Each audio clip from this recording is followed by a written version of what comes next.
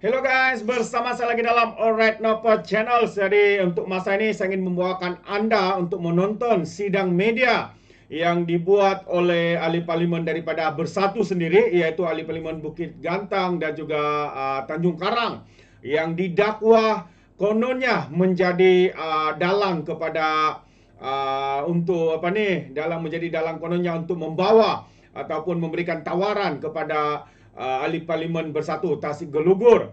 Jadi sahabat-sahabat semua, mari kita dengar dan anda sendiri boleh nilai, adakah semua ini hanya satu drama yang diwujudkan oleh Wan Saipul, Wan Janawibawa ini, ya, untuk membina persepsi dan menjadikan ya Dewan Rakyat ini sebagai medan mereka untuk berpolitik. Jadi hari ini sekali lagi mari kita dengar dan anda sendiri nilai siapakah yang anda boleh percaya, sama ada Wan Saipul, Wan Janawibawa yang sebelum ini isu yang sama telah ditarik balik ya selepas beliau menerima satu usul untuk digantung selama 6 bulan. Sekiranya tidak menarik balik ataupun mengaku bahwa perkara itu benar ataupun fitnah semata-mata. Jadi tanpa buang masa, saya ingin membawakan anda untuk menonton video ini. Tapi sebelum itu, jangan lupa juga untuk terus support Alright Nopo Channel dengan cara tekan butang subscribe, like, dan share. So, mari kita tonton bersama video ataupun sidang media ini. Okey. Assalamualaikum warahmatullahi taala wabarakatuh. Saya ada di sini untuk memberi press statement berkenaan dengan usul yang telah kami majukan kepada Speaker Dewan Parlimen. Bahawa saya ahli Parlimen Tanjung Karang dan ahli Parlimen Gua Musang telah mencadangkan satu usul bahawa aturan 36.6 dan 36.12 peraturan Majlis Mesyuarat di dalam Dewan Rakyat tadi seperti kandungan berikut. Bahawa Dewan ini membuat ketetapan untuk merujuk ahli Parlimen Tasik Gelugur kepada jawatan kuasa hak dan kebebasan kerana beliau telah mengeluarkan kenyataan yang mengelirukan Dewan dan adalah disifatkan menghina majlis di dalam ucapan beliau dalam persidangan Dewan pada 21 Mac 2024 seperti yang dilaporkan dalam penyata rasmi Bil 16 pada Khamis 21 Mac 2024. Secara spesifiknya, pada 21 Mac 2024, ahli Parlimen Tasik Gelugur telah menuduh Gua Musang telah membuat penawaran yang menjanjikan habuan-habuan seperti berikut. Yang pertama, peruntukan Parlimen RM1.7 juta. Yang kedua, peruntukan projek 2 juta. Yang ketiga, bayaran kos perubatan isteri YB ahli Parlimen Tasik Gelugur yang sedang menjalani rawatan kemoterapi akibat kanser. Yang keempat, kos guaman untuk menghadapi pertuduhan di mahkamah. Yang kelima, token yang tidak dinyatakan haknya untuk kegunaan peribadi. Yang keenam, pengguguran kes yang sedang dihadapi di mahkamah. Kalau kita amati betul-betul, kesemua penawaran ini adalah sebenarnya tawaran beliau sendiri atau demand beliau sendiri sebagai syarat untuk ahli Parlimen Tasik Gelugur memberi sokongan kepada Yang Amat Berhormat Perdana Menteri. Adakah mungkin kerana syarat-syarat ini yang tidak masuk akal, maka individu-individu yang disebut Hassan dan juga Datuk Azman yang beliau akan sebutkan itu tidak mampu untuk melayan kehendak beliau? Maka beliau cuba untuk mendapatkan info dan kepastian dengan cuba mendekati ahli Parlimen Gua Musang dan juga saya sendiri dengan pendekatan kononnya. Bertanyakan tentang ubat Wegovy yang pernah beliau tanyakan dahulu kepada saya, iaitu sejenis ubat untuk menahan selera makan bagi menguruskan badan dengan suntikan seminggu sekali. Beliau kemudiannya telah confirm dengan saya untuk tetap order 2 botol ubat tersebut. Ini pun sebenarnya agak aneh. Dalam keadaan isterinya yang sedang menderita kanser dan menerima rawatan kemoterapi, dan beliaunya yang mana beliau klaim sangat terkesan dan tertekan dengan penderitaan isteri ditambah dengan kos rawatan ubat tersebut yang mahal. Kenapa dia sibuk pula nak kuruskan badan dengan ubat yang mahal juga? Apakah ada maslahat tersembunyi di sebalik ini? Yang keduanya, beliau juga sibuk bertanyakan bagaimanakah tentang peruntukan parlimen saya. Memang saya jawab, saya terima peruntukan Parlimen sepenuhnya. Kemudian seterusnya beliau juga bertanyakan kepada saya soal tentang kesahihan individu yang disebutkan itu, iaitu Hasnan dan Datuk Azman, dan mendakwa beliau kurang yakin dengan mereka. Akhirnya beliau mendakwa juga yang sebenarnya beliau telah bersedia lebih awal untuk memberikan sokongan kepada PMX daripada saya. Dan juga beliau mengaku pertemuan beliau dengan Hasnan dan juga Datuk Azman adalah jauh lebih awal daripada saya mengumumkan menyokong PMX. Jadi kesemua penawaran di atas itu adalah demand beliau sendiri, dan pertemuan serta perbualan dengan saya atau Guru Musang adalah atas pertanyaan beliau sendiri untuk mendapatkan penjelasan dan kepastian. Tetapi saya atau Guru Musang gagal membantu atau gagal jadi ejen yang baik kepada beliau. Maka beliau melaporkan pula kami yang memujuk beliau.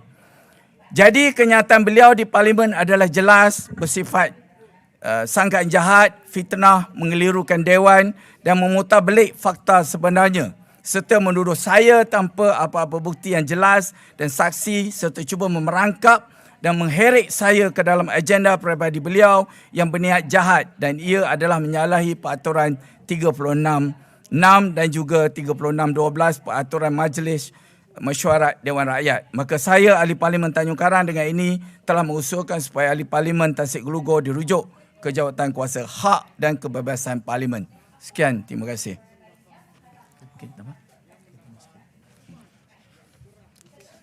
Assalamualaikum warahmatullahi wabarakatuh. Terima kasih. Saya juga suka untuk rilis statement di sini bahawa bersama dengan Tanjung Karang, saya telah menghantar usul kepada Yang di-Pertua Dewan Rakyat pada hari Jumaat 2 hari yang lepas, dan alhamdulillah pada hari ini kita telah menerima jawapan ataupun sisi daripada Yang di-Pertua Dewan Rakyat. Jadi saya tak urai lebih, cuma saya fokus kepada isu yang telah dibangkitkan oleh Tasik Gelugor. Secara dasarnya, secara amnya, secara ikhlasnya, semua tuduhan yang telah dilemparkan oleh Yang Berhormat Tasik Gelugor kepada saya dan juga Tanjung Karang sebenarnya adalah satu fitnah. Ya, suka untuk saya jelaskan di sini, dan saya melalui kandungan yang saya submit kepada Yang di-Pertua Dewan Rakyat supaya Tasik Gelugor mengemukakan usul, kerana antara kandungan yang dia sebut pada 17 Januari 2024 saya berjumpa dengan dia, jemputnya untuk menawarkan sokongan kepada Perdana Menteri. Jadi saya nak bagi tahu di sini, sebenarnya seikhlasnya sejak saya menjadi Ahli Parlimen pada 19 November 2022, saya tidak pernah berhubung dengan Yang Berhormat Tasik Gelugor, sama ada secara semuka ataupun melalui saluran komunikasi. Apa-apa saluran komunikasi, kecualilah kita bersama dalam majlis yang telah dianjurkan oleh Perikatan Nasional pada masa itu, seperti Pre-Council dan sebagainya. Jadi pertemuan saya dengan dia di sebuah kafe di Marriott Hotel pada 17 Januari yang lepas sebenarnya bukan yang dirancang oleh saya ataupun beliau. Cuma waktu saya berada di kafe, dia mendekati saya bersama dengan seseorang yang saya tak kenal.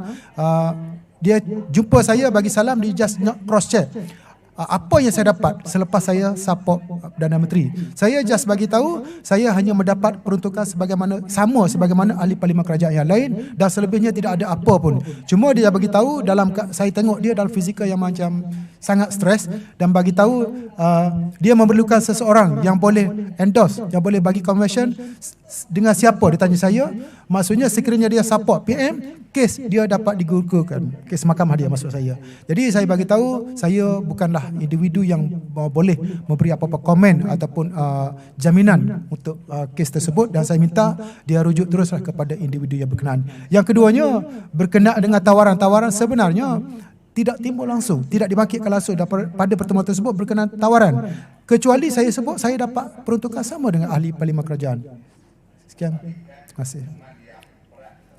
Mungkin ada soalan 1-2. Kita tutup. Okey, setelah kita menghantar by hand usul pada hari Jumaat yang lepas, Yang di-Pertua Dewan Rakyat telah menerima usul kita dan akan membawalah kepada jawatankuasa dan telah diumumkan dalam parlimen tadi.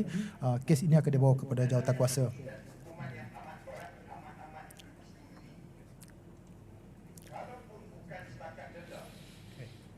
Okey, terima kasih.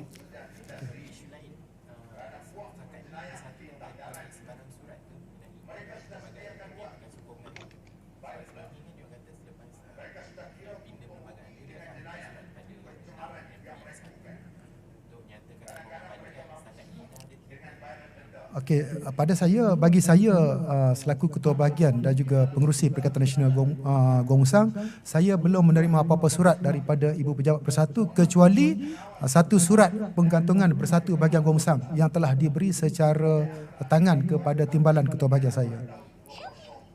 Saya jawab soalan ini. Setakat ini memang mereka telah menghantar surat kepada ROS, tapi belum ada jawapan sehingga setakat ini belum ada apa-apa tindakan. Surat itu sebenarnya hanya dihantar apabila setelah mendapat kelulusan daripada ROS. Jadi tidak ada kelulusan dari ROS, jadi tidak ada surat. Begitu yang perlu dihantar kepada kami. Alright, itu dia sahabat-sahabat semua penjelasan daripada dua ahli parlimen bersatu ini yang dikatakan ataupun didakwa, difitnah oleh MP Tasik Gelugur, Wan Saipul, Wan Jana Wibawa ini, sahabat-sahabat semua. Jadi jelas ya, terdapat banyak kemuskilan sebenarnya apa yang dikatakan oleh dua ahli parlimen ini dan juga kenyataan daripada Wan Saipul. Jadi sebenarnya bagi pandangan saya lah, sahabat semua ya, bagi pandangan saya ini adalah cubaan untuk membina naratif satu drama untuk menjatuhkan ya dan menjadikan dua ahli parlimen iaitu Tanjung Karang dan Gua Musang untuk dikambing hitamkan ya di dalam isu ini.